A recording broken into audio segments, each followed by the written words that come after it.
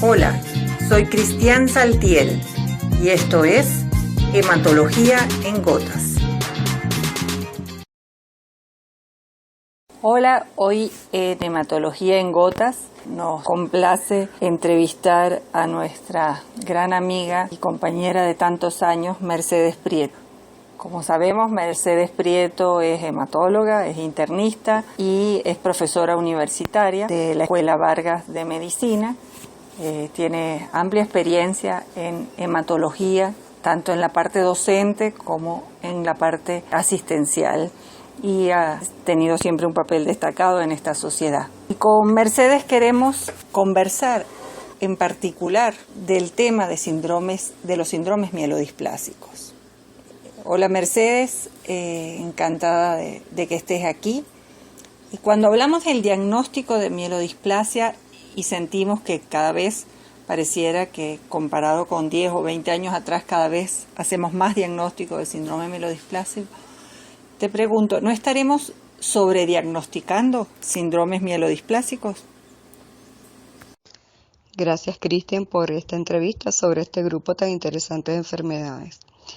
Pues bien, es cierto que a lo largo de los años en todos los registros internacionales se ha observado un aumento del número de casos de pacientes con síndrome mielodisplásico. Esto probablemente obedece a que estamos siendo más acuciosos en identificar los criterios diagnósticos, pero también probablemente el envejecimiento de la población a nivel mundial pues hace que tengamos o estemos en presencia de más casos, porque como todos sabemos esto es una enfermedad que ocurre más frecuentemente en la tercera edad. Hay un estimado de aproximadamente 5 casos por 100.000 habitantes, pero esto sube mucho más cuando nos acercamos a los 60, 70 y 80 años. Sin embargo, a pesar de que sí parece haber un aumento de incidencia, tenemos que estar muy atentos a no sobrediagnosticar en pacientes con citopenias aisladas o incluso con displasia aislada sin que cumplan los criterios estrictos del síndrome mielodisplásico, porque estamos entonces obligando a un paciente a tener un diagnóstico de una neoplasia, porque está bien establecido que las mielodisplasias son neoplasias de la médula ósea. Fíjate que cuando vemos cómo ha ido cambiando la clasificación de la OMS y nuestra forma de darle nomenclatura a los síndromes mielodisplásicos, realmente, ¿qué aporte tiene esto a nuestra práctica clínica? Es decir, que les llamemos de una forma o de lo otro, como lo llamamos hace 20 años, o como lo llamemos ahorita. ¿Cuál es el aporte que tú piensas que esto ha tenido para la práctica clínica en el manejo de síndromes mielodisplásicos? En el 2006, la Organización Mundial de la Salud hace la nueva clasificación o revisa la clasificación de las neoplasias mieloides. En relación a mielodisplasia, hace varios cambios a la clasificación que previamente conocíamos. Le quita un poco de peso al valor del tipo de citopenia. Entonces ya no hablamos de neutropenia refractaria o de anemia refractaria. Más bien le da más peso a el tipo de displasia, si la displasia ocurre en una sola línea o en varias líneas celulares. Entonces ya ahora hablamos de mielodisplasia con displasia en una sola línea celular y mielodisplasia con displasia multilineal. Incluso cuando hablamos de mielodisplasia con sideroblastos anulares, pues también la divide o la subdivide con displasia en una sola línea celular y con multidisplasia. Define también lo que es citopenia, y la citopenia vuelve otra vez a subir el valor de glóbulos blancos de neutrófilos y habla de que tenemos citopenia cuando tenemos neutrófilos por debajo de 1800. Eso se acerca mucho a los valores que maneja una gran cantidad de pacientes. Entonces, para esta clasificación del 2016, hablamos de citopenia cuando la hemoglobina está por debajo de 10, las plaquetas están por debajo de 100.000 y el valor absoluto de neutrófilos por debajo de 1800. También hace algunas modificaciones para el análisis de los hallazgos citogenéticos. Por ejemplo, una trisomía o una delección del cromosoma Y o un +8 o una delección del 20q únicamente sin presencia de displasia o citopenia no define el criterio de síndrome mielodisplásico, porque insisten en que esto puede ser hallazgos o incluso en individuos normales. La delección del 5q, incluso cuando tenga alguna otra alteración citogenética asociada, sigue quedando como mielodisplasia con delección aislada del 5q, aunque suene paradójico. Esto siempre y cuando la otra alteración citogenética no comprometa el cromosoma 7, no sea una monosomía del 7 o una deleción del 7. Y reconoce también que puede haber individuos que tengan displasias secundarias o reactivas, incluso transitorias, que pueden estar presentes hasta en más del 10% de alguna de las líneas celulares. Y hace mucho hincapié en que es muy importante diferenciar los cuadros reactivos de lo que es una verdadera mielodisplasia. Hablemos ahora de tratamiento. Obviamente, cuando hablamos de síndrome mielodisplásico, lo primero ahora que nos viene a la cabeza son los hipometilantes, azacitidina o decitabina. ¿Cuál es la recomendación basada en evidencias para alguno de los dos? Ambas drogas han sido aprobadas en Estados Unidos para el uso en pacientes con síndrome mielodisplásico de alto riesgo. Sin embargo, en Europa, la decitabina no ha sido aprobada para este grupo debido a que no ha demostrado superioridad en sobrevida. No hay estudios que hayan comparado, estudios prospectivos que hayan comparado decitabina contra azacitidina. Sin embargo, en los últimos años han aparecido varios estudios estadísticos donde recogen la experiencia que ha habido con ambas drogas y la comparan. Un estudio del 2015 del grupo chino hizo un metaanálisis reuniendo 11 trabajos donde tenían aproximadamente 1.400 pacientes. Aquí vieron que no había diferencias entre respuestas completas, alcanzar independencia transfusional o en relación a toxicidad hematológica severa grado 3 o grado 4. Sin embargo, hubo superioridad de la azacitidina en las tasas generales de respuesta, ya que tenía un número mayor de respuestas parciales, y en la mejoría de los valores hematológicos. Si a esto le sumamos que la azacitidina, cuando se comparaba contra mejores cuidados de soporte, tenía una ventaja indiscutible en sobrevida total y disminuía el número de pacientes que iban a desarrollar una leucemia mieloide aguda, y que esto no se había encontrado con decitabina, pues para este grupo y la mayoría de los estudios concluyen que es superior la azacitidina y que por lo tanto debe ser el esquema inicial.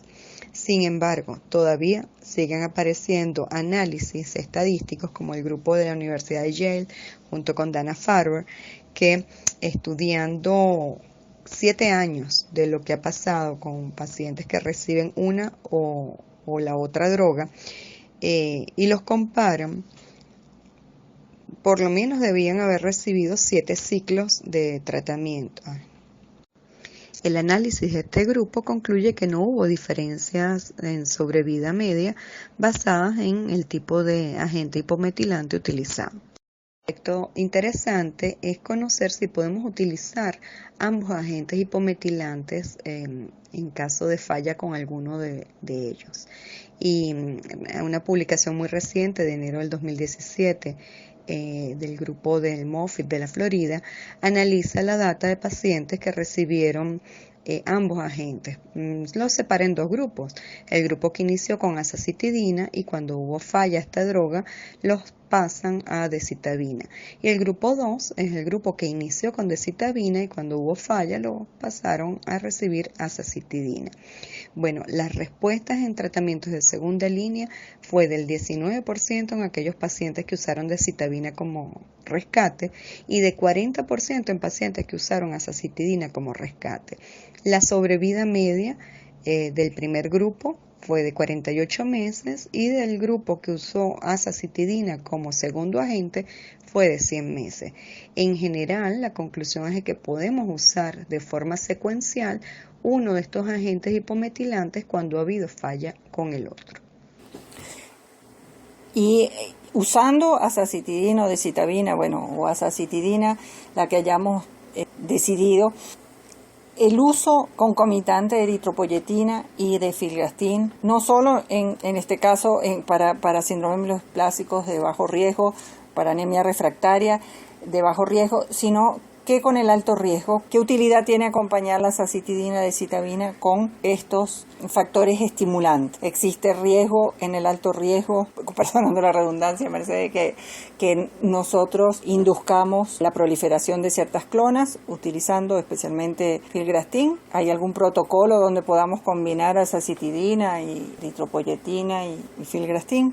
Infecciones son una causa importante de muerte en los pacientes con síndrome mielodisplásico y tanto por la neutropenia como por la disfunción que tienen esos neutrófilos displásicos.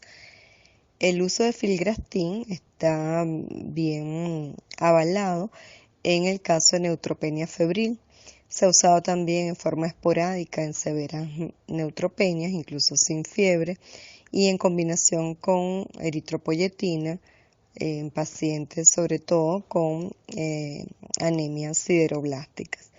En las mielodisplasias de alto riesgo, las neutropenias severas que ocurren durante el uso de agentes hipometilantes o durante el uso de quimioterapia pueden ser acortadas también con el uso de filgrastim, al igual que aquellos pacientes con anemia con respuesta a eritropoyetina no existe registrada ninguna contraindicación para su uso.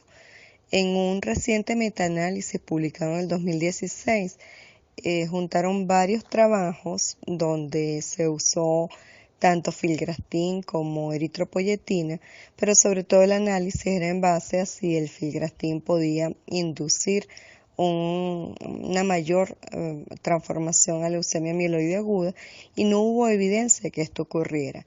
Sin embargo, no hay estudios diseñados sistemáticos para ver si el filgrastim modifica la historia natural de la enfermedad. Claro, y ahora eso cuando nos referimos a anemia refractaria, evitar transfusiones, alto riesgo, a transformación. Pero cuando tenemos mielodisplasias donde predomina la trombocitopenia, sabemos que eso puede ser un gran dolor de cabezas. Por supuesto, transfundiremos ante el sangrado o si las plaquetas están por debajo de cierto rango, de 10.000, si hay alto riesgo de sangrado, pero eso sabemos que son obviamente soluciones temporales. Pero ¿qué herramientas podemos usar? Los agonistas de trombopoyetina, danazol, esteroides, ¿con qué acompañamos a este paciente? La tercera causa de muerte en pacientes con síndrome mielodisplásico son los sangrados, después de los problemas infecciosos y las transformaciones. Afortunadamente, la trombocitopenia severa ocurre solamente en menos del 20% de todos los casos.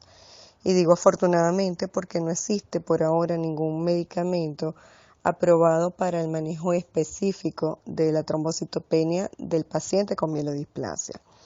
El danazol ha tenido resultados anecdóticos y no es un medicamento que deba indicarse, y los esteroides probablemente tienen más contraindicaciones en estos pacientes que indicaciones.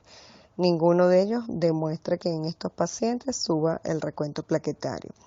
Existen dos agonistas de trombopoyetina aprobados actualmente en el mercado, que son el romiplastim y el trombopac. Ambos están aprobados para el manejo de la trombocitopenia del paciente con la PTI crónica refractaria Y el Trombopac también se ha aprobado para la trombocitopenia del paciente con virus C y protocolos interferón.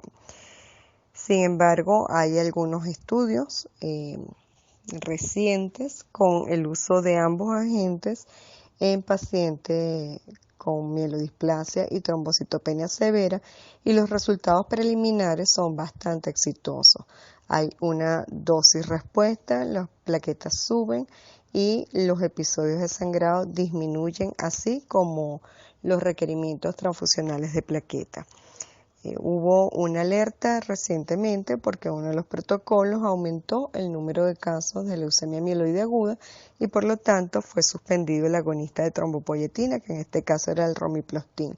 Sin embargo, el análisis final demostró que no había diferencias entre el placebo y el uso de romiplastin en transformación a leucemia mieloide aguda. Por lo tanto, pienso que los grandes estudios que están corriendo van a llevar a que estos medicamentos muy probablemente sean aprobados para el manejo de la trombocitopenia de estos pacientes.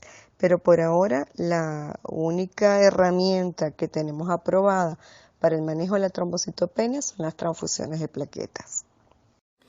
De verdad que ha sido un privilegio y muy enriquecedor tenerte.